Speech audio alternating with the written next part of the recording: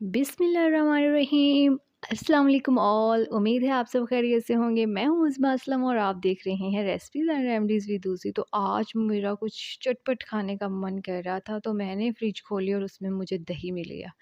तो मैंने सोचा जल्दी से फट से दही पकौड़ियाँ बनाई जाए। तो जल्दी जल्दी मैंने दही को निकाला और इसको मैंने फेंट लिया। अच्छा से इसको मैंने मिक्स कर लिया। फिर मैंने पुदीने और धनिया की चटनी बना ली थी, वो मैंने इसके अंदर ऐड कर दी थी। और एक अदद इसमें मैंने सब्ज़ मिर्च भी कूट ली थी। तो इस तरह का टेक्सचर आया। फिर मैंने तो कुछ चटपटा सा खाना था, तो मैंने 2 चम्मच इसमें, खैर से 2 चम्मच भर के मैंने इसमें चाट मसाला ऐड कर दिया। आप अपनी ज़रूरत के मुताबिक ही ऐड करिएगा। 1 चम्मच मैंने इसमें नमक ऐड किया है और 1 चम्मच मैंने इसमें कूटा हुआ साबुत ज़ीरा ऐड किया है। हाफ़ चम्मच इसमें काली मिर्च ऐड कर दी है। फिर इस सारी चीज़ों को अच्छे से मिक्स किया। उसके बाद मैंने 1 अदद खीरा लिया, वो इसके अंदर ऐड कर दिया काट के।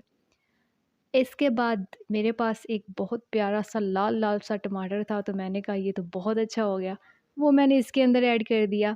1 अदद मैंने इसके अंदर प्याज़ ऐड कर दिया है और अब इसके अंदर मैंने ऐड करना है 1 सब्ज़ मिर्च काट के। सच में ये बड़ा चटपटा-सा काम होने वाला है। तो ये ऐड हो गया। अब मैंने 2 से 3 अदद आलू बॉयल किए थे और उनको मैंने देखिए कितने प्यारी सी क्यूब सी शक्ल में काट लिया है, वो मैंने इसके अंदर ऐड कर दिया है। और यहाँ पे पकौड़ियाँ ऐड की हैं, जिसको कि मैंने आधा घंटा भिगो के रखा था नीम गर्म पानी में, तो ये बहुत अच्छे से तैयार हो गई थी। अब बहुत प्यार से इन सारी चीज़ों को मिक्स कर लेते हैं, ताकि इनके अंदर जो मटेरियल है वो टूटे नहीं। आराम से प्यार से इसको मैंने मिक्स कर दिया। तो यहाँ पे आधा लेमन मैंने इसमें ऐड करना है कुछ खट्टा लाने के लिए, तो वो मैंने इसके अंदर ऐड करके दोबारा फिर से इसको हिला दिया। तो मेरे दही पकौड़ियाँ तो रेडी हो गए।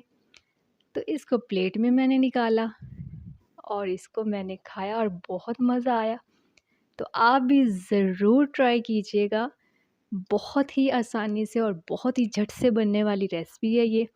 तो उम्मीद है आपको आज की वीडियो पसंद आई होगी। मज़ीद इस तरह की वीडियोज़ के लिए हमारे साथ रहिएगा। Thanks for watching. अल्लाह हाफ़िज़।